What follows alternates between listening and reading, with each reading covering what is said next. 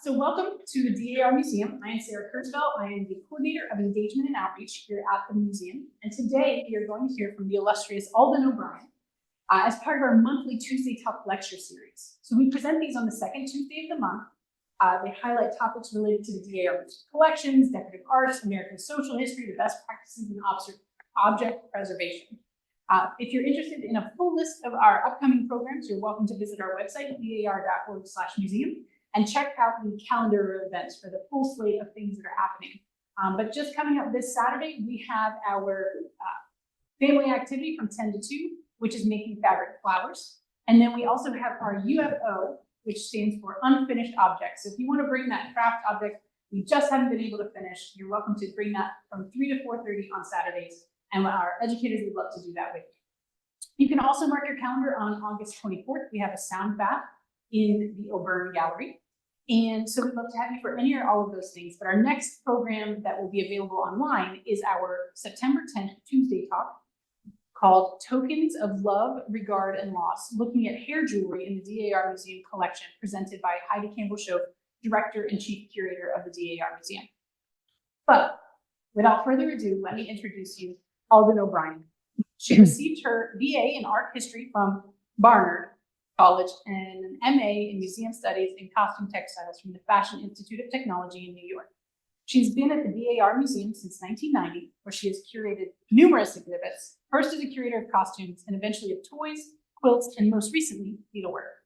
Her current exhibition, open through the end of 2024, combines clothing, quilts, needlework, household textiles, to examine the role of sewing in American women's lives up to the present day. Sewn in America, Making, Meaning, Memory, has an accompanying online exhibition and catalog. And I encourage those of you in person to head down to our gift shop, and those of you online to head to our museum shop.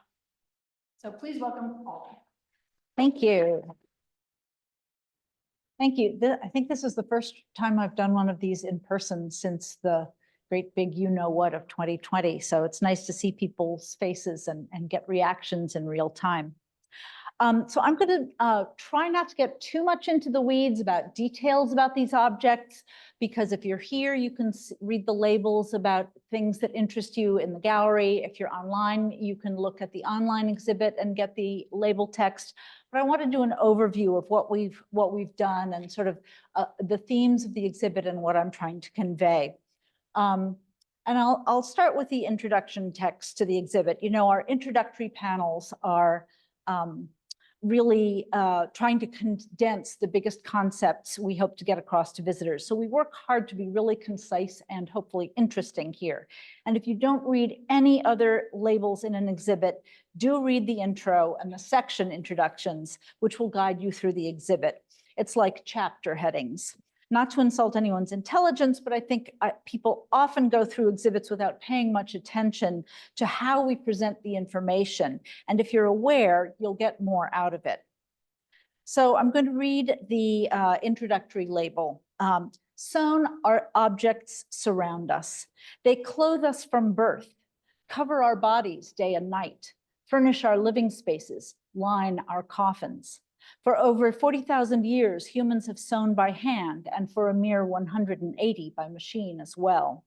Until recently, every woman and many men knew how to sew for utilitarian and often decorative purposes. Knowing a variety of techniques and stitches and which to use for a given task was key knowledge imparted in childhood and employed throughout a lifetime. I chose a couple of objects from each section, actually many of them, and you can look at the online exhibit, as I said. I chose this table in the center picture here with the introductory label because it struck me one day that these are called work tables. Women's sewing baskets and bags were called work bags and work baskets. Work was synonymous with sewing. It mirrors what I saw in the dozens of American women's diaries I read from the 18th and 19th centuries. Did some work, or worked in the morning is what they would say. And that almost always referred to sewing. Obviously, they had other work than sewing, and the word could be applied to other tasks. But to a huge extent, the word work used by women referred to sewing. So the introductory premise of this whole show is that sewing was a huge part of almost every woman's life up through the late 19th century, all races, all locations, all classes. So it began with girls. I begin with a small section on girls learning how to sew, because most girls sewed samplers to learn literacy and to learn how to mark household textiles and clothes. And to learn how to sew, it was recommended to let girls sew clothes and quilts for their dolls as an incentive. So probably many dolls, quilts, and clothing that survive were made by girls learning to sew. And I chose these because the quilt and clothes come from one little girl, and they do show stitches that are not quite perfect and may reflect a little 9-year-old making her doll's clothes. And I try wherever possible in the gallery to show the back side of the stitching. If it's not framed, I thought this is a show about sewing. Let's show the backs of the stitches. And this section, this section has quilt fragments and blocks to point out that learning the different stitches and which one to use at a different time or purpose was also important knowledge. So each of these quilt types uses a different stitch: running, whip, buttonhole, or a technique such as paper foundation for the hexagons and so on. Now, not just making, but mending and darning were a huge part of most women's lives. We've got a case with this darned stocking and the darning egg and needle and some other mended clothes, and a schoolgirl's notebook full of little samples of her sewing class projects, her homework, which got pasted or sewn into the books later. This was very common. A lot of these survive in various museums. And so we're showing the mending and patching pages here. It's actually quite useful that this particular book was falling apart so that all the pages were loose and we could just choose which ones to show.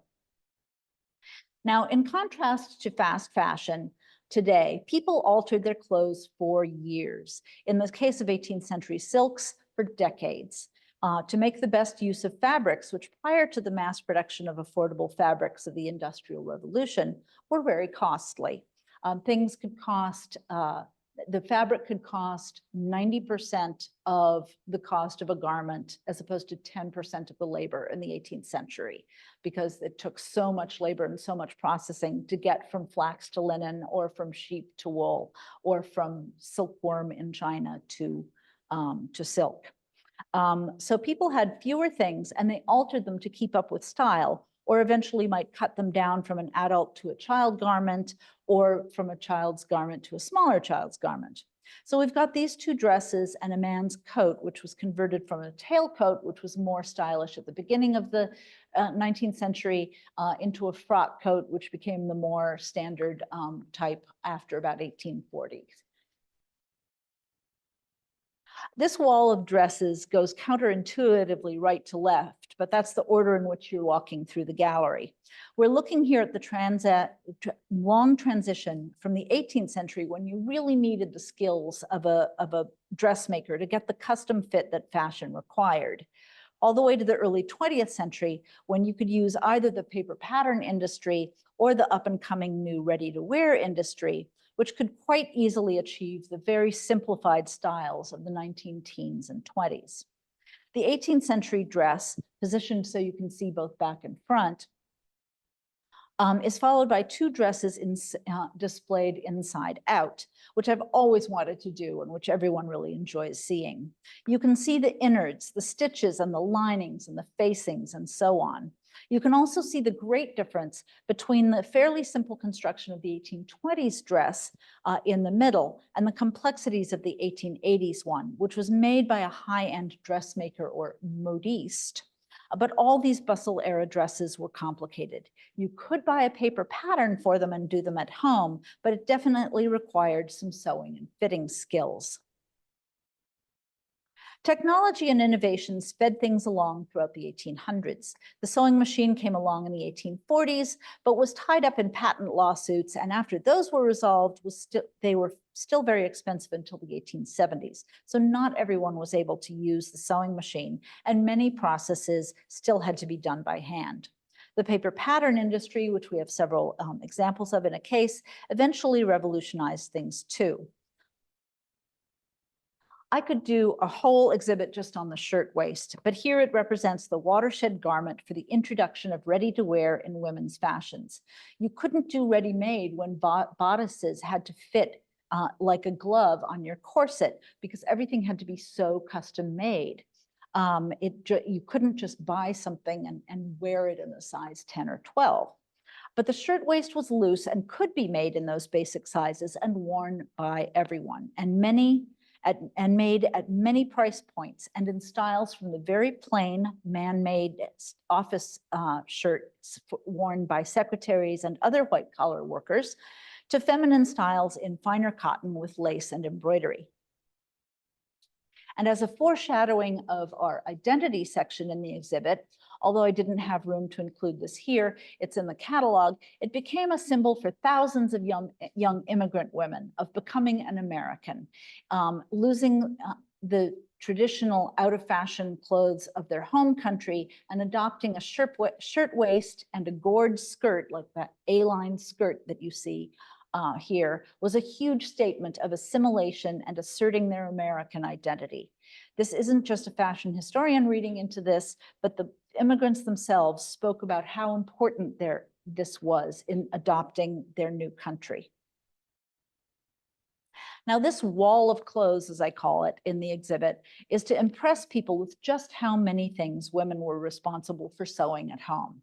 You couldn't buy sheets and such ready-made either. So by and large, you had to produce all the table and kitchen linens for the household and all your children's clothing, your husband's shirts and underclothes, your own shifts or chemises and petticoats.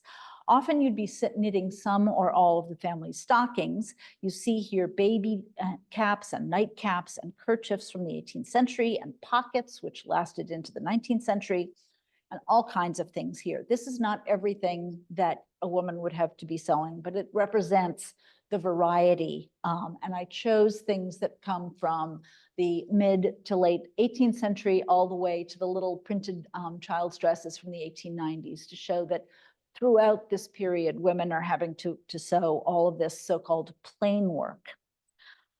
So think of how much sewing women had to do of this kind, the plain work, and then they still chose, many of them, to do the so-called fancy work of embroidery and quilting and so on.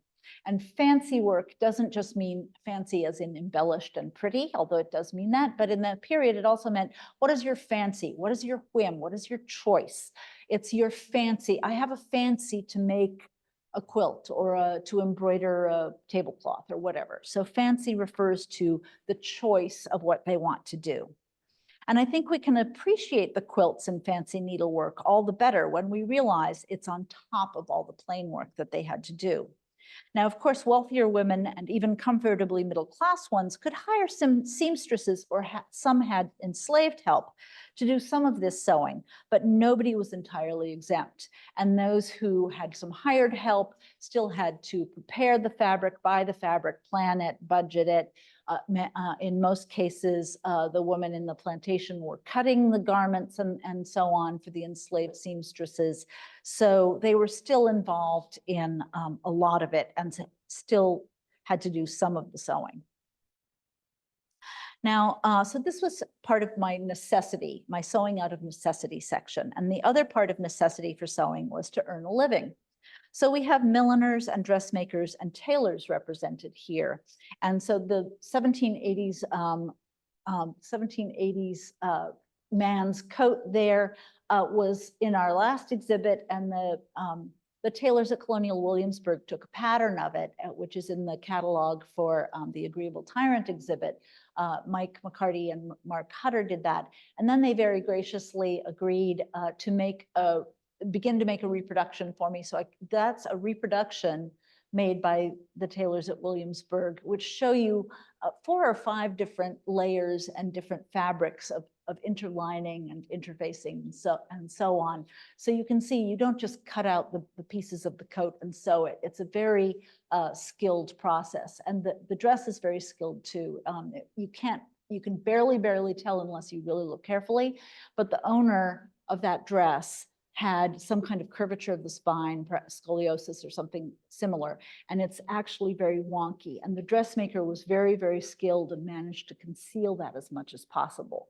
Now, in deference to her skills and to the desired look of the wearer of the dress, I showed it as concealed as possible. But it is, if you look at the dress in our online database, there's a picture of it on the mannequin and it looks a lot more out of balance. I also wanted to point out that men sewed too.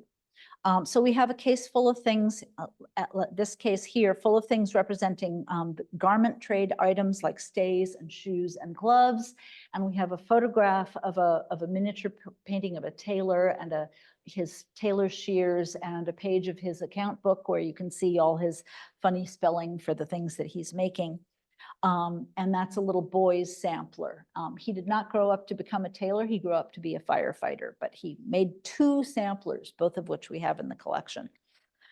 And then we also have a case of non-garment sewing, such as in books and leather making. I wish we had a riding saddle to show, but we probably didn't have room for it because I have stuffed this gallery far too much with many, many things. But we have a very cool 1741 wallet in that case. And lastly, it seemed important to point out that the necessity of sewing sometimes was in an enforced context. So we have a facsimile of a weekly work report on seamstresses at Mount Vernon and a sampler by an indigenous Hawaiian girls, because in mission schools, girls made samplers as part of the mission's efforts to inculcate white middle-class Christian Victorian lifestyles and values. A little girl in Hawaii did not really need to be sewing her initials on a whole lot of sheets. They didn't use sheets, but making a sampler was what little girls did. So by God, she made a sampler. And then in Indian boarding schools, as you see in the photograph here, girls were forced to do the sewing and mending of students' clothes and sheets. Repetitive work like that is really not learning, but just forced labor. So we can't look just at the pretty stuff about back then. We have to look at the whole difficult picture. History isn't all celebratory. It requires looking at the tough truths too. So then beyond necessity, we look at how women sewed just for pure pleasure, sometimes simply for the pleasure of expressing their creativity and skills and taste. So we have a quilt and 2 different needleworks, which span from about 1780 to 1890. And of course, you could choose almost any of these. Obviously, they're sewing for pleasure, but I chose this quilt, for example, because it really shows a lot of skill. The mariner's compass design here requires very careful piecing and very skilled and attentive sewing to get it to all lie nice and flat. So I wanted to choose a quilt that reflect a lot of skill.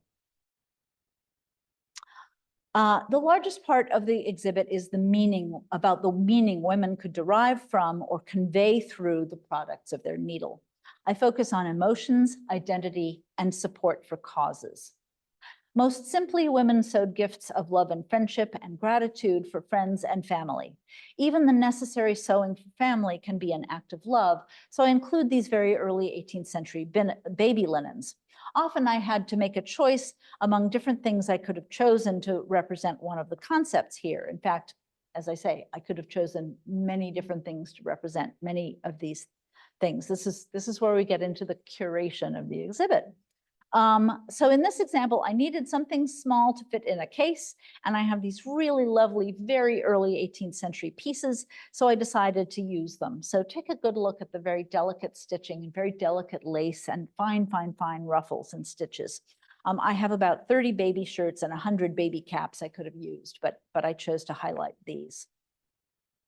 Grief and mourning can be expressed through the needle. Women have often worked through their grief therapeutically in creating something after a loss. I wanted to include some modern examples throughout this section to point out that women are still using their needles for the same purposes as in earlier times.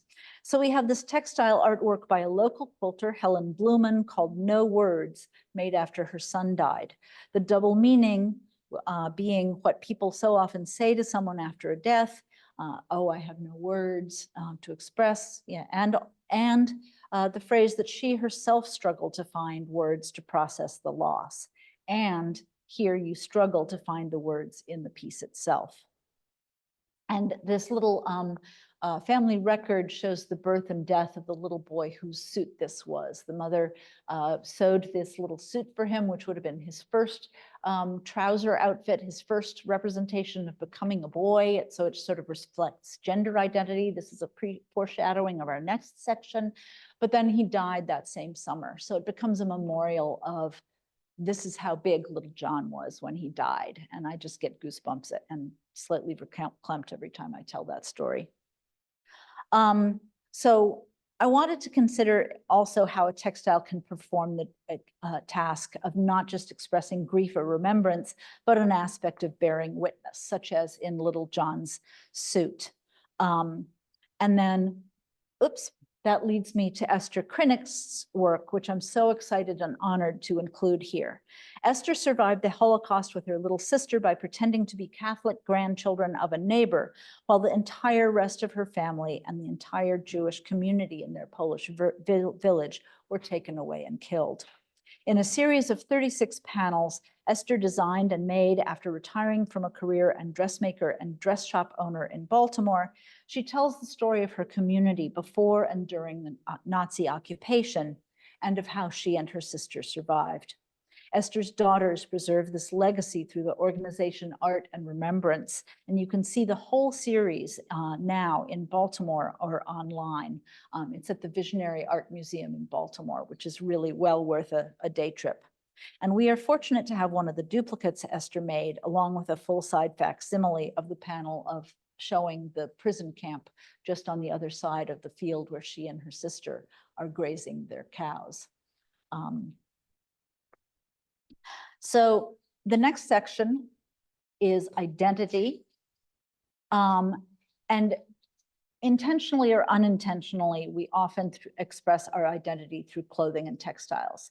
So I started to think of this as a set of concentric circles from self to national identity. I'm sorry about the slightly wonky circles. It was hard to enlarge them and get them all to be circular.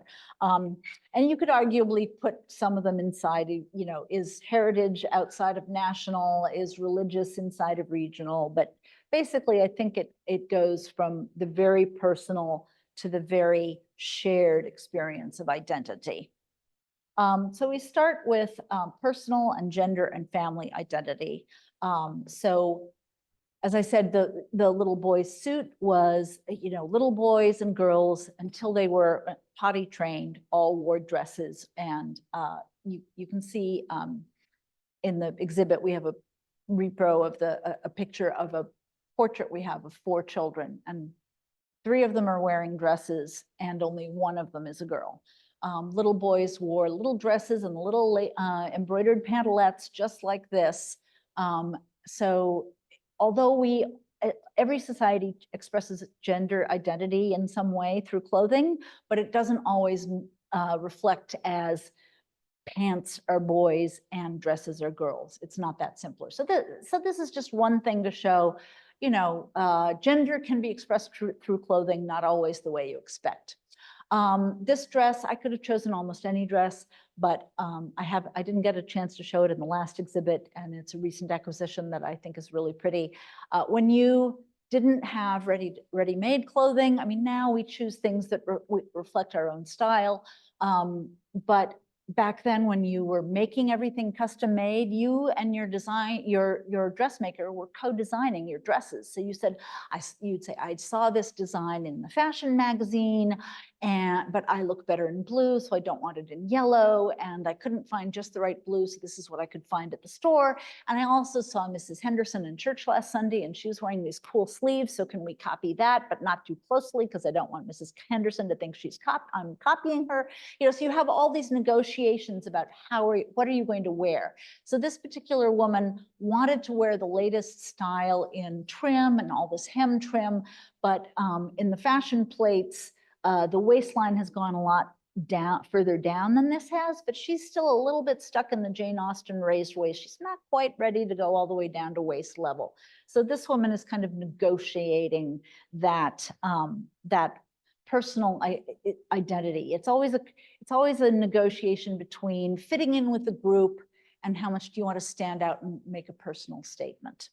So that's just something to think about, how do we dress to express our identity in various ways? And the family record is one of the stitching, one of the needleworks that you could girls could do in their schools to make a little family tree to express their family family history there. Regional and religious identity is expressed. We have this challah cover with the challah bread and the stars of David. And in Hebrew, that's the verse from Genesis about God creating the last day and the Sabbath. And this Baltimore album quilt in the center reflects religious identity in a way because it was made by a church group to give to their minister. But many Baltimore album quilts also, they reflect a regional identity just in their style. When quilters are making their quilts, that they're choosing styles that they see around them, and they may not intentionally reflect their regional identity, but now in retrospect, we can say, oh, well, that's definitely an Ohio quilt, or that's definitely the other album quilt in the exhibit is a New Jersey Quaker quilt. And the style of it is just what Southern New Jersey Quakers were doing. And were they aware of that? I don't know. Were they deliberately saying, we're going to choose a Quaker style? Don't know. But so, are meanings original to the piece, or are they things that we can read into them retroactively? There's a combination going on, and there's some of them are debatable. And this wonderful circa 1750 quilted petticoat in the exhibit that you see a detail of here, the ship is a very specific kind of ship that you saw at that period. And this is one of a group of petticoats. Be sure you see the blue quilt in the study gallery because it belongs to the same design group. There's about 20 or 25 quilts, I forget exactly, all made very, very similarly that seemed to originate in Rhode Island. All the girls who made them came from Rhode Island and Connecticut. And except for this girl, it was from a New Jersey family, but they could have sent her to boarding school in Rhode Island. That was not at all uncommon. So there's a regional identity in the style of it, and also there's a regional identity expressed in the fact that you've got this big merchant ship. And Rhode Island was so dependent on the sea, and some of the quilts are known to belong to girls with ship captain fathers. See, I'm getting into more detail because it's all so interesting.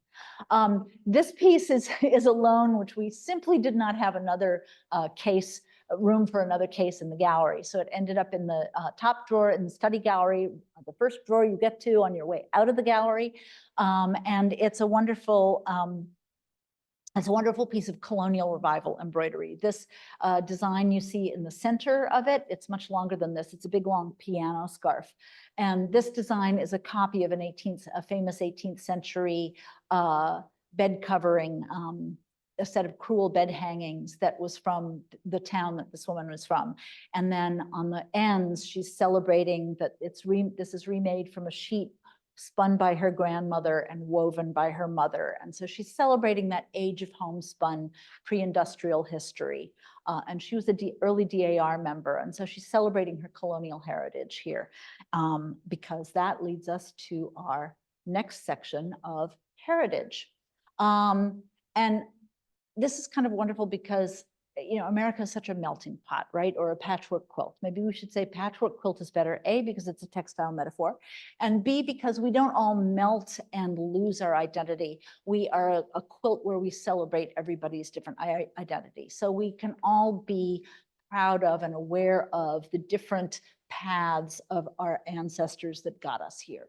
So even in the case of this Native American beaded bag, the beads replaced porcupine shells, quills, and things like that the Native Americans used before contact with the Europeans, which brought them the glass beads. And then they used a combination of their own traditional designs. These curlicue designs are traditional to the Iroquois up in this is from up in the Niagara Falls region, but it's made for the tourist trade. And so eventually they started incorporating Anglo-American designs too. Now, some people say, oh, that's so adulterated and that's just not genuine. It is genuine. you know, they're adopting and adapting, and that's fine. And then Hawaiian quilts are a combination of applique quilts from the Anglo-Americans and indigenous bark cloth and flora and fauna designs. And then this Hungarian-American immigrant came over from Hungary and loved making quilts. She made about 100 quilts. So you can read more about her. If you Google her, you'll be led to a bunch of articles written by her granddaughter who lent us the quilt on the Quilt Index, quiltindex.org, which is a wonderful resource generally. But she combines in this one these wonderful illustrations of Hungarian dancers in traditional folk design. So all of these people are combining traditions of their heritage with other identities. And then in the national section, I didn't want to do a flag quilt. You're going to see one in a minute. So we have these garments from the centennial, possibly the sesquicentennial and the bicentennial, and some patriotic embroideries to celebrate national identity and patriotism. The last section is about sewing to support a cause, either for benevolence or to express an opinion of concern for social issues or global issues or politics. So we start with this, which is about fundraising. And women in the 1830s started holding charity bazaars. So that church bazaar, you know, that we all are familiar with. My church, I've got some fellow parishioners in the audience here. Our church used to have a big Christmas bazaar. I think it was so much work that eventually it sort of died out, but you can still go to a lot of church bazaars in a lot of places throughout the country. This all started with women in the 1830s sewing things, and they sold plants and some other and artwork and some other things, but a lot of it was sewn things, little doodads that could be given away as Christmas presents, like little pen wipers and little needle cases and pillowcases and little embroidered items and dresses for dolls and things like that. And this was criticized initially. You know, women shouldn't be involved in commerce. You know, nice middle-class, respectable ladies should not be involved in the filthy lucre of business. This is tawdry. Nevertheless, they persisted, and fundraisers basically, these charity fundraisers basically funded the abolitionist movement. So we are lucky to have a couple of pieces that reflect the abolitionist movement and that were sold. They have rather what we would now they're kind of cringe.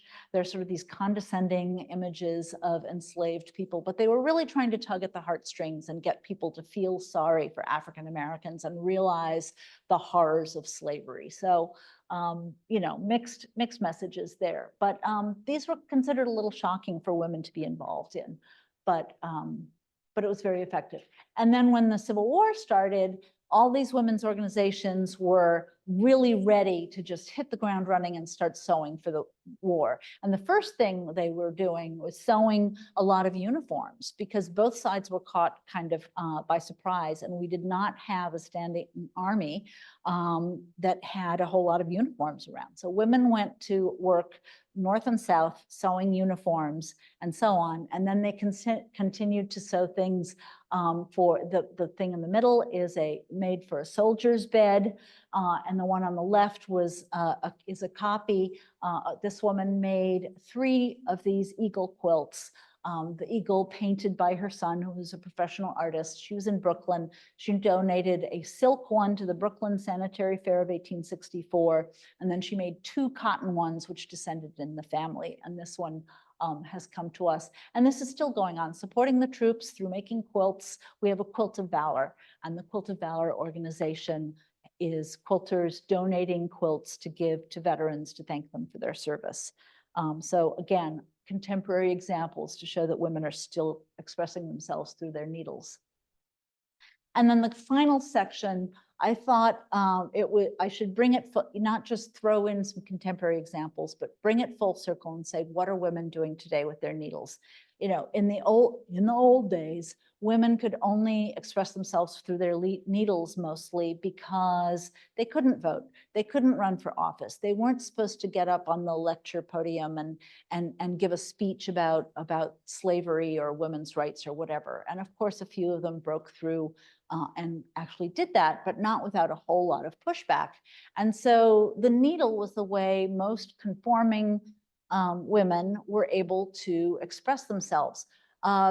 In the progressive era, 1890 onwards, women wanted to get much more actively involved in their causes. They wanted to be out there inspecting tenements themselves. They wanted to be founding those settlement houses where they would be actively working with immigrants to help them with their issues. They wanted to be out there in front of the White House with their suffrage mottos, their banners saying, "Mr. President, how long must women wait for suffrage?" They wanted to be out there lobbying Congress for food safety laws and creating kindergartens and doing things more actively. And they didn't want to just be sewing needle cases and pin cushions to sell at bazaars. So they rejected the needle as being way too limited and limiting and restricting women to their traditional roles. And so they just didn't want to do that. But in recent years, women have said, look, the needle has been derided as women's work, and we're going to go back and reclaim it, and we're going to celebrate women's traditional use of the needle. So they're knitting and crocheting and sewing and quilting to express themselves in various ways. So you'll see this quilt by Carolyn Mazlumi, who's a very prominent African-American quilter.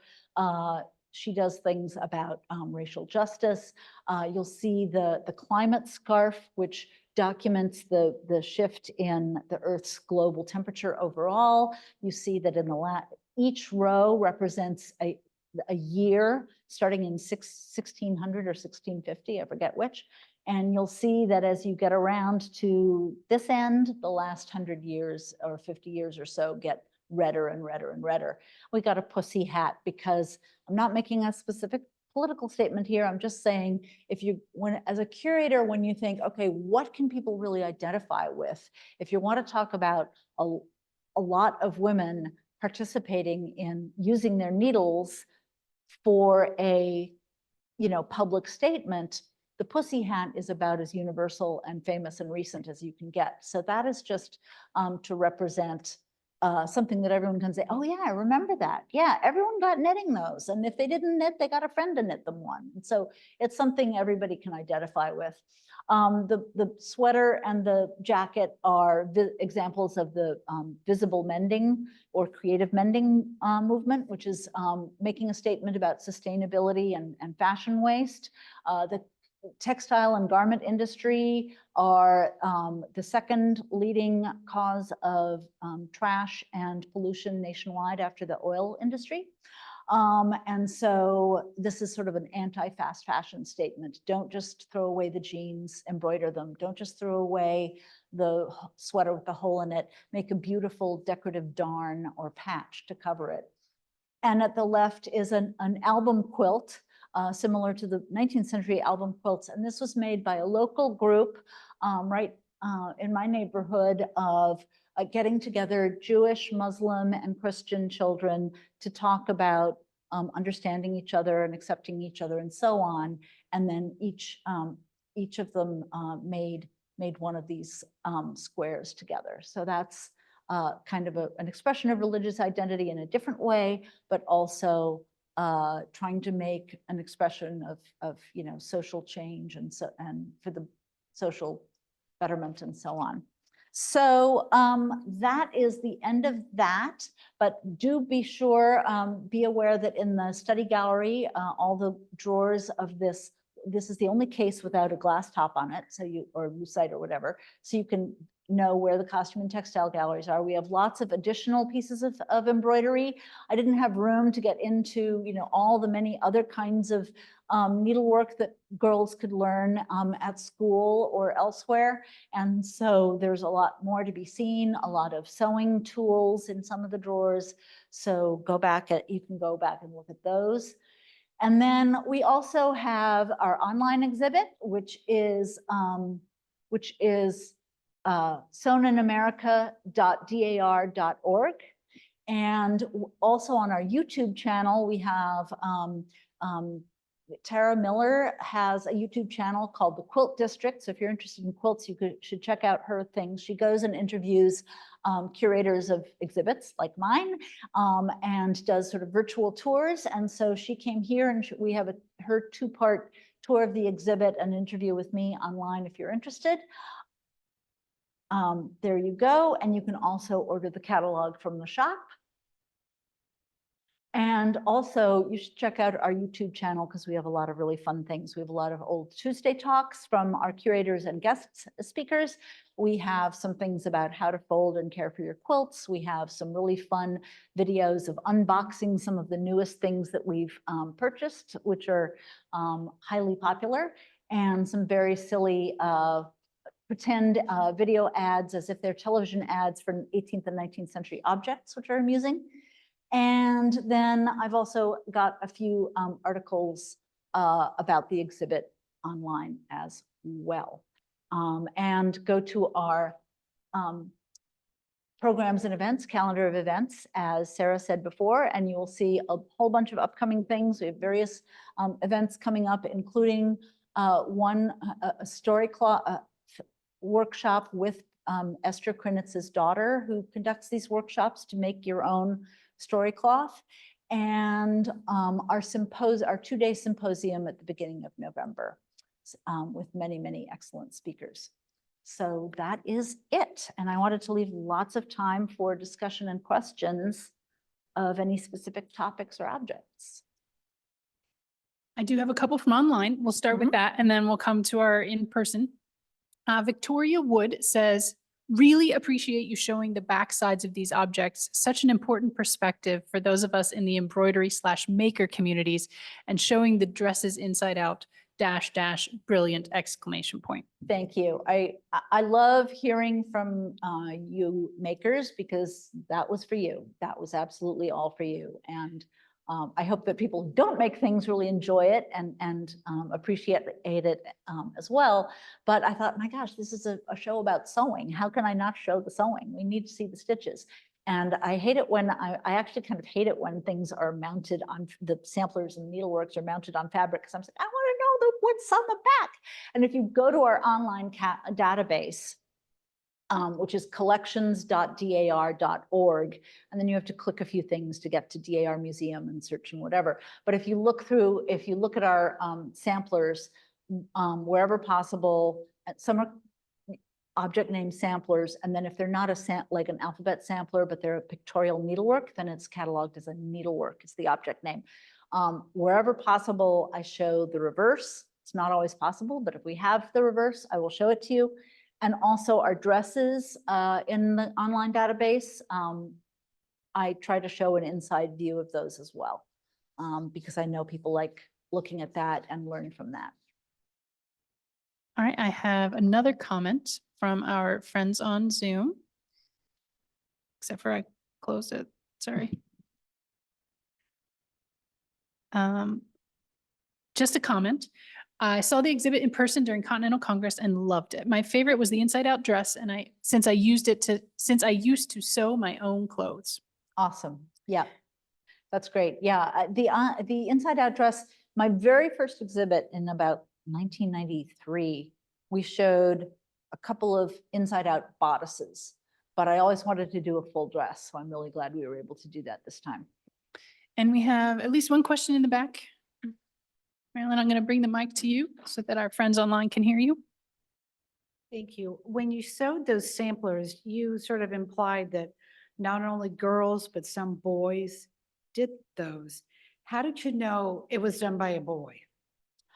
Well, usually because it has the boy's name on it.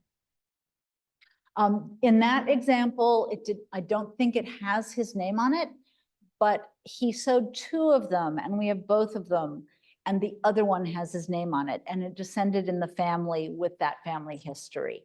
So I chose to show this one, even though it didn't have his name on it, because it was a little more decorative and the letters weren't as faded.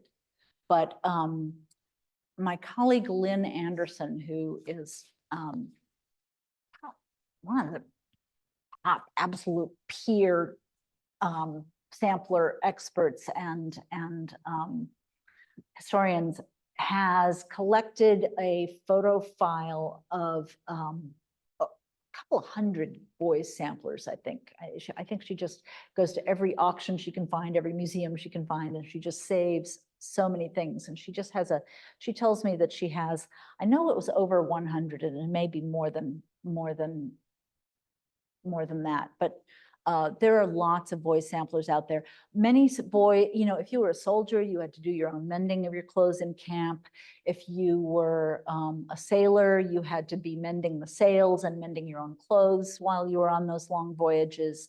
So a lot of boys just learned some basic sewing stitches as little boys, apparently. But, unless you went on to have a career as a stay maker or a shoemaker or a glove maker or a tailor, you might not need to use it as an adult. We have another question online which ties into that. It says, is there a way to recognize if a child's dress was made for a boy or a girl? That's a really good question. Those mid-19th century dresses are kind of hard to tell. There is now we have actually at least 3 mid-century dresses that we know were worn by boys, and that's just by family history. One of them is that orange one in the exhibit. One is a bright red one with black little soutache ribbon embroidery, and one is a cotton velvet in sort of black and pale peach stripe. So in a way, you could say, maybe that means that the bolder colors are for the boys, or, it's a black and peach stripe. Maybe that was considered more boyish. I don't know exactly what the current thinking is on this of anybody who's looking at this very specifically. I should have read, I need to go back. Joe Paoletti wrote a book called Pink and Blue, or Boy or Girl. Telling the boys from the girls, something like that. She looked at gender roles in clothing, and I forget now what she says about color. Sometimes you look at photographs and it looks as if the boys' dresses have pleats, are sort of more pleated, and the girls are more gathered, but I don't think that's reliable, because I really suspect if you were a mid-19th century mother, you were having a series of kids. And you might have a couple of boys and then a girl, a couple of girls and a boy, girl, boy, girl, boy. You want to use hand-me-downs as much as possible. So I suspect these are basically unisex garments. And how do you know if it's a little boy when they're, walking along, in the park with their mother or their nursemaid? Because their hair is parted differently. And in the portraits, you can see, the boy has a hoop or a toy horse and the girl has a flower or something like that. There are other clues to use to see whether it's a boy or a girl. So I don't think there are any really reliable details on the dresses themselves. Great. We have another question. Says, what percentage of women were tailors as opposed to mantua makers in the 19th century? Hardly any female tailors whatsoever. The tailors did not want to train women. They employed women to do the basic sewing, but they did not teach women how to do the very skilled work of, all that careful padding out to get the right silhouette and get the rounded chest and the sloped shoulders and so on. So virtually no women tailors. You do see people called tailoresses in documents in the period, but that almost always means a seamstress, not a female tailor. We have, you mentioned the necessity of close tailoring in the 18th century bodice. What about federal era dresses? In the reenactment community, most empire dress bodices are adjusted to fit with interior tapes. And then in parentheses, or is that just a modern device to sell ready to wear period dresses? Oh, no, it's not a modern device. If you look at the period garments, and you should be able to see this, I think there should be some close-ups in our online database of our federal era garments. They absolutely do have those drawstring casings. So that is an exception to the rule. You know, that the period from about late 1790s to about 1820. And Bridgerton gets this wrong, which is fine. They're not trying to be period accurate. I'm not, you know, Bridgerton does a great job in their own way, but they have all these corded, you know, fixed necklines. They're all drawstring casings in that period. And so you are wearing stays or a corset underneath, corset being the unboned, more flexible, more comfortable undergarment. But it is not, and they are custom made for you. And the back is all fitted to your exact size. But the way it's fastened is with drawstring casings at the neckline and drawstring casings at the waistline. Do we have any other questions out in the audience? Okay, we have a number of comments on here as well, but most of them just say, we love it, Alden's great.